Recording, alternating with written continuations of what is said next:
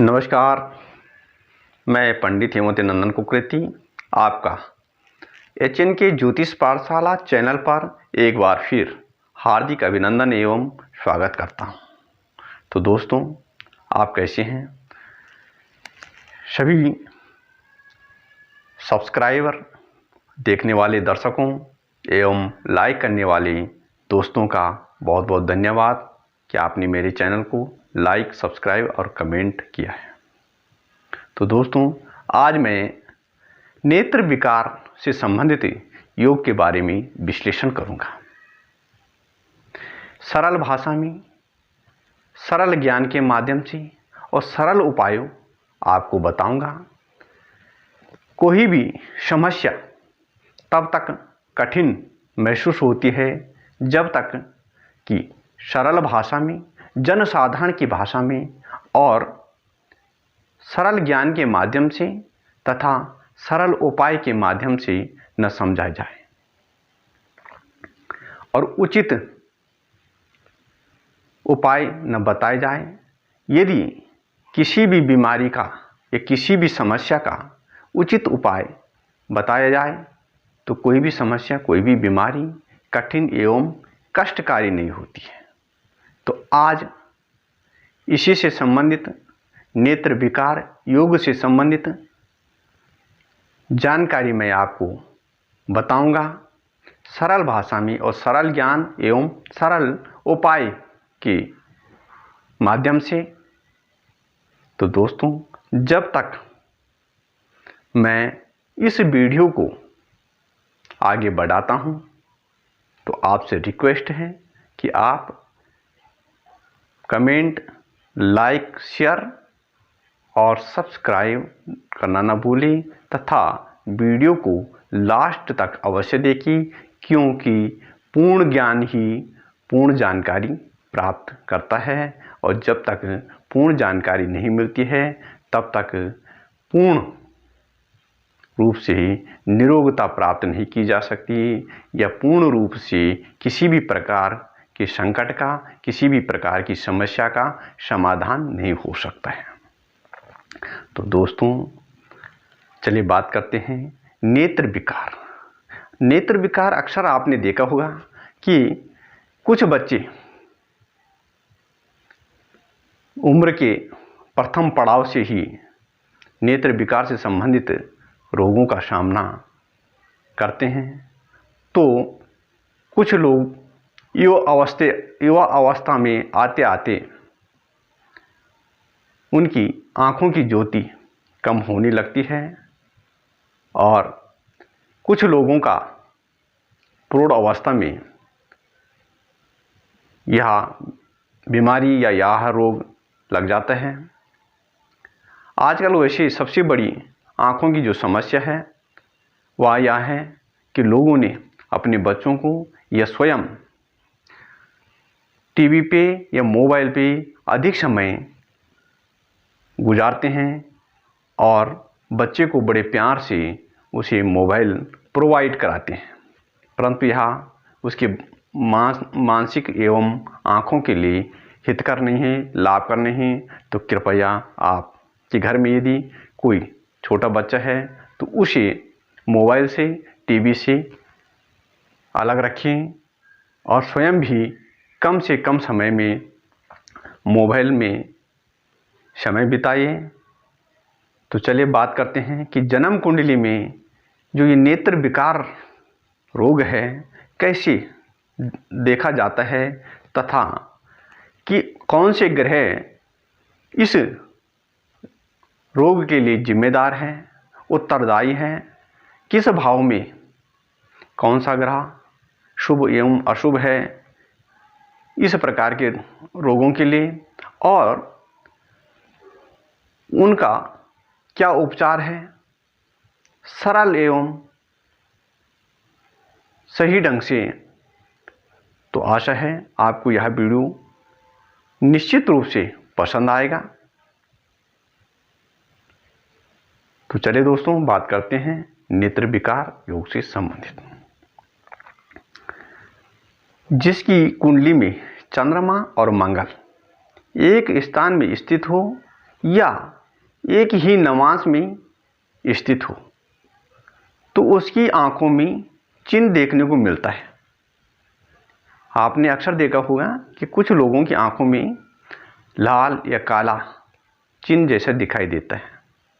तो जिन लोगों की आंखों में लाल या काला चिन्ह दिखाई देता है तो समझना चाहिए कि उन लोगों के चंद्रमा और मंगल एक ही स्थान में या एक ही नवांश में स्थित हैं, एक साथ बैठे हैं। तो यह था चिन्ह से संबंधित योग।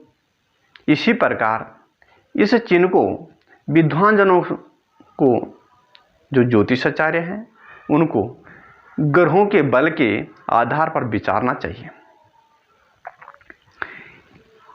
यदि ग्रह अधिक बलवान है और तो वह चिन्ह उतना बड़ा होगा, या ग्रह बलवान नहीं है, कम अंश का है, तो वह चिन्ह उतना कम होगा। इसी प्रकार यदि सूर्य 12वें भाव में, 9वें भाव में और 5वें भाव में पाप ग्रहों के साथ बैठा हो तो व्यक्ति की आंखें चिपचिपी सी या पीड़ित होती है।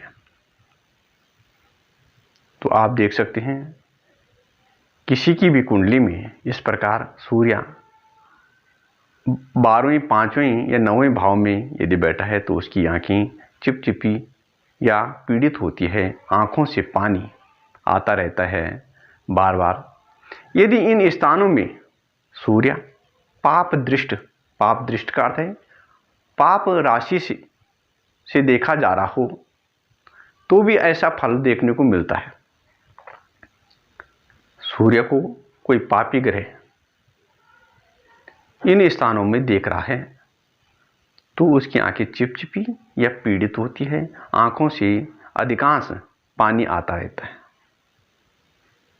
या उसकी जो आंखों की ज्योति है कम होती है।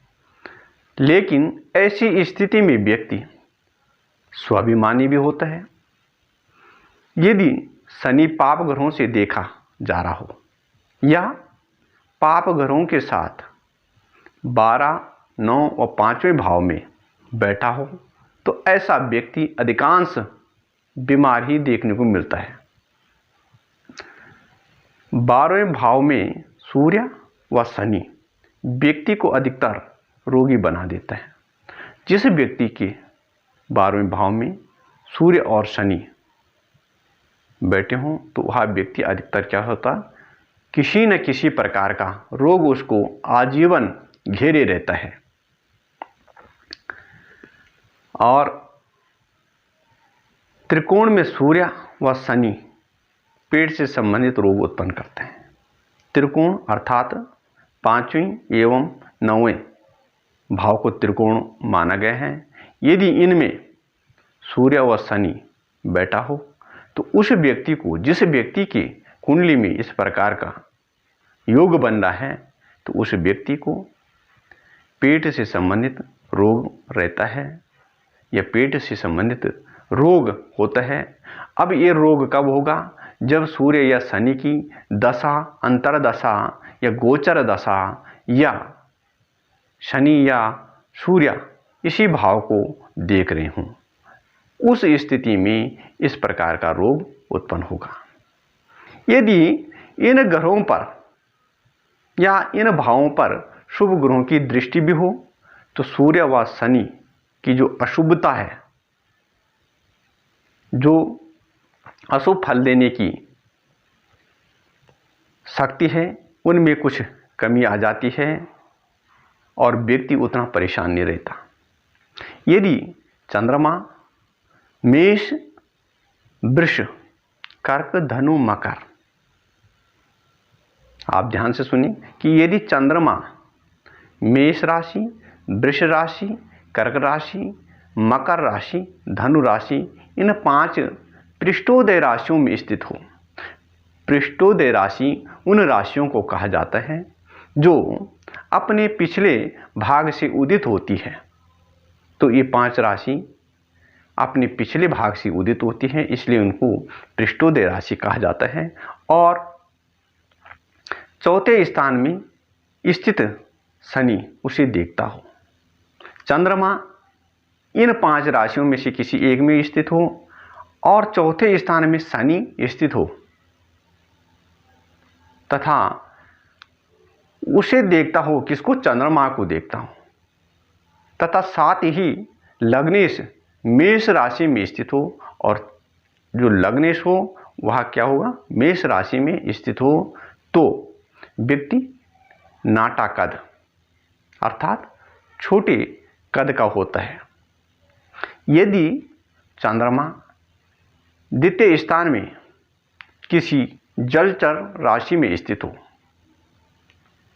जो द्वितीय स्थान होता है, चंद्रमा उस स्थान में किसी जलचर राशि में स्थित हो, या चंद्रमा शनि से युक्त हो, या फिर सूर्य लग्न में स्थित हो। शनि से युक्त हो कौन? चंद्रमा द्वितीय स्थान में, या फिर सूर्य लग्न में स्थित हो। सूर्य कहाँ हो? लग्न में स्थित हो, तो व्यक्ति को दाद जैसी समस्याएं हो सकती हैं। तो दोस्तों, यह था नेत्र विकार तथा अन्य योग से संबंधित महत्वपूर्ण जानकारी। अब बात करते हैं इससे संबंधित उपाय, सरल उपाय, ऐसे उपाय जिससे आपको लाभ होगा, तुरंत लाभ मिलेगा और आपको रोग में शांति प्राप्त होगी। तो जिन व्यक्तियों को नज़र से संबंधित रोग हैं और सूर्य उसका जिम्मेदार ग्रह है, तो सूर्य नारायण को सुबह स्नान करके आप अर्घ्य दे सकते हैं। अर्घ्य में गंगा जल, लाल पुष्प और चावल तथा रौली डालकर भगवान सूर्य नारायण को आप जब सूर्य नारायण उदय हो रहे हैं तो जल चढ़ाइए, अर्घ्य चढ़ाइए। इस प्रकार आप नित्य हमेशा यह कार्य करें तो आपकी नेत्रों की रोशनी बढ़ेगी, नेत्र रोग में कमी आएगी। और भगवान सूर्य नारायण से प्रार्थना करें, हे प्रभु, आपकी जो शुभ किरणें हैं मेरे नेत्रों में प्रकाश भरे और मेरे रोगों को नष्ट करना, मेरे कष्ट को समाप्त करना। इस रोग, इस कष्ट में मुझे शांति मिले, मेरे शरीर को शांति मिले, प्रसन्नता मिले। ठीक इसी प्रकार यदि कोई शनि ग्रह से आप पीड़ित हैं तो शनिवार को आप सुबह किसी भिखारी से सरसों का तेल अपनी छाया देकर उसको दान करिए। काला कपड़ा या उड़द आप दान कर सकते हैं। तथा शनिवार को साय के समय पीपल के वृक्ष के नीचे सरसों का तेल का दीपक जलाइए।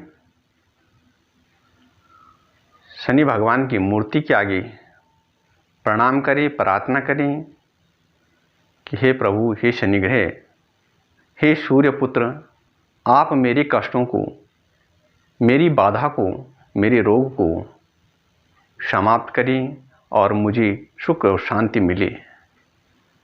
इसी प्रकार यदि चंद्रमा आपको परेशान कर रहा है,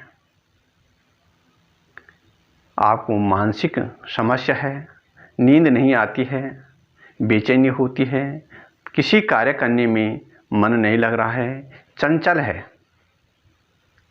तो आप सोमवार को सफ़ेद वस्तु का दान करें, जैसे चावल, चीनी, सफ़ेद वस्त्र, मोती किसी ब्राह्मण को किसी मंदिर में दान करें, दे। और उनसे आशीर्वाद प्राप्त करें तो निश्चित तौर पर आप विश्वास करें कि आपको, यदि आप इस उपाय को या इन बीमारी से संबंधित उपाय कम से कम 40 बार को करेंगे तो आपको कष्ट से मुक्ति मिलेगी, रोगों से शांति मिलेगी, आपका मन प्रसन्न होगा, आप निरोग होंगे। तो दोस्तों, यह थी महत्वपूर्ण जानकारी। आपको यह जानकारी कैसी लगी? आप सब्सक्राइब, लाइक, कमेंट और बेल का आइकन बटन दबाना ना भूलें। फिर मिलेंगे अगली वीडियो में। तब तक के लिए नमस्कार। वंदे मातरम।